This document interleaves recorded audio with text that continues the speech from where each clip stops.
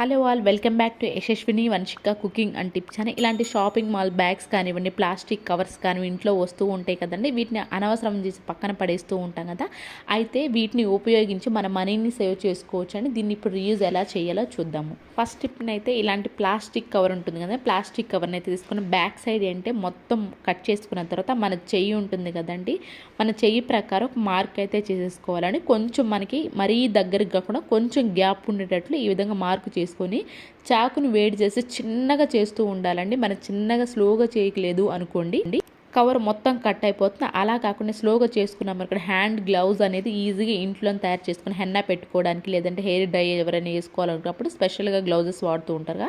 అలాంటివి మనం బయట కొనే పని లేకుండా మన మనీని అయితే సేవ్ చేసుకోవచ్చు. ఈ విధంగా ప్లాస్టిక్ కవర్ అంటే ఈజీగా అయితే తయారు చేసుకోవచ్చు. నెక్స్ట్ వచ్చేసి ఇలాంటి బ్యాగ్స్ ఉంటాయి కదండి, షాపింగ్ మాల్ బ్యాగ్స్. నేనేంటంటే మా పిల్లల బుక్స్ సేల్ చేసుకునేదండి ఇది. ఈ కవర్ని అయితే తీసేసుకుని ఇప్పుడు దీన్ని రీయూజ్ ఎలా చేయలేదో, మా షాపింగ్ మాల్ బ్యాగ్స్ కవర్ ఈ క్లాత్ ఉన్నది తీసుకున్నారనుకోండి, మీకు ఈజీగా అయితే అంటించుకోవడానికి కదా, స్టిచ్చింగ్ ఈజీగా ఉంటుంది. కాబట్టి ఇలాంటి పేపర్ కవర్ని అయితే తీసేసుకున్నానండి బ్యాగ్ని.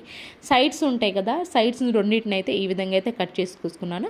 సైడ్స్ కూడా ఎలా యూజ్ చేయాలో చూపిస్తానని, దాన్ని కూడా అనవసరం పడేయకుండా ఇలా మొత్తం ఓపెన్ చేసుకున్న తర్వాత ఈ విధంగా మధ్యలోకి అయితే కట్ చేసేసుకోండి.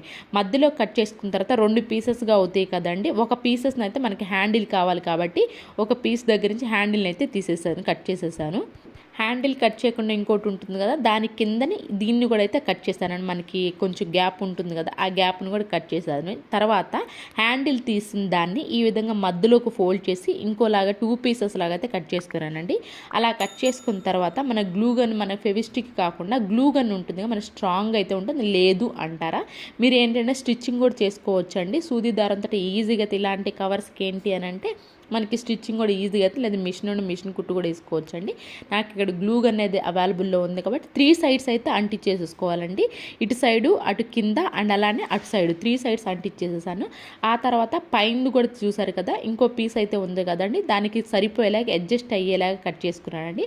ఆ తర్వాత కింద కూడా ఈ విధంగా ఓపెన్ అయ్యేలాగా కట్ చేసుకున్నాను. ఇప్పుడు మనకి పెద్దవైనా రెడీ అయిపోయినాయి అండి. 2 అయితే మనకి పాకెట్స్ లాగా రెడీ అయిపోయింది. ఇక్కడ మనకి ఇంకోటి కూడా కావాలి అని అనుకుంటే మాత్రం మధ్యలోకి ఈ విధంగా గ్లూ గన్ పెట్టేసి అంటించేసాము అనుకోండి, పైన ప్లస్ కింద మనకి 4 అటు సైడ్ టు ఇటు సైడ్ టు 4 అనేది రెడీ అయిపోతాయి. కాబట్టి నేను 2 పెద్దవైనాయి కాబట్టి ఈ విధంగా మధ్యలోకి కూడా అంటించేసేసానండి. ఇప్పుడు మనకి 4 పాకెట్స్ అయితే రెడీ అయిపోయినాయి. ఆ తర్వాత పైన కొంచెం చూడడానికి నీట్గా ఉండడానికి మనం కట్ చేసాం కదండి కింద పార్ట్ అనేది, దాన్ని తీసుకొని వచ్చి దాన్ని కూడా మనకి కొంచెం నీట్గా లుక్ రావడానికి ఇలా లేస్ లాగా అంటించేసేసాను. దీన్ని మనం హాల్లో కనుక హ్యాంగ్ చేసుకున్నామే అనుకోండి, గ్యాస్ బుక్స్ కానివ్వండి, లేదంటే ఏమైనా వారంటీ గ్యారంటీ కార్డ్స్ కానివ్వండి, మెయిన్ బిల్స్ కానివ్వండి మనం పెట్టుకోవడానికి ఈజీగా అయితే ఉంటుందని. లేదు అంటారా, డ్రెస్సింగ్ టేబుల్ దగ్గర కనుక ఈ విధంగా పెట్టేసా స్టిక్కర్స్, మన ఇయర్ టాప్స్, హెయిర్ బ్యాండ్స్ పెట్టుకోవడానికి కంఫర్ట్గా ఉంటుందండి.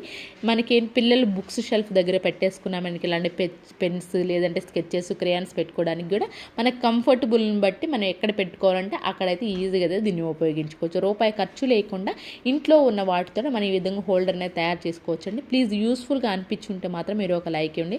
మీరు ఒక లైక్ ఇవ్వడం వల్ల వేరే వాళ్ళకి అయితే వీడియో రీచ్ అవుతుంది కాబట్టి ప్లీజ్ లైక్ ఇచ్చి సపోర్ట్ చేయండి. నెక్స్ట్ వచ్చేసేసి మనకి కవర్కి అడుగున ఈ విధంగా మిగిలిపోయింది కదండి, దీన్ని కూడా ఇప్పుడు వదిలేయకుండా రీయూజ్ ఎలా చేయాలో చూద్దామండి. ఈ విధంగా చిన్న ముక్కలుగా కట్ చేసేసుకొని ఒక బాక్స్లో వేసుకొని కొబ్బరి నూనె కనుక వేసేసుకుని చాలా సాఫ్ట్గా కూడా ఉంటాయండి ఈ కవర్ అడుగునేదని చెప్పి.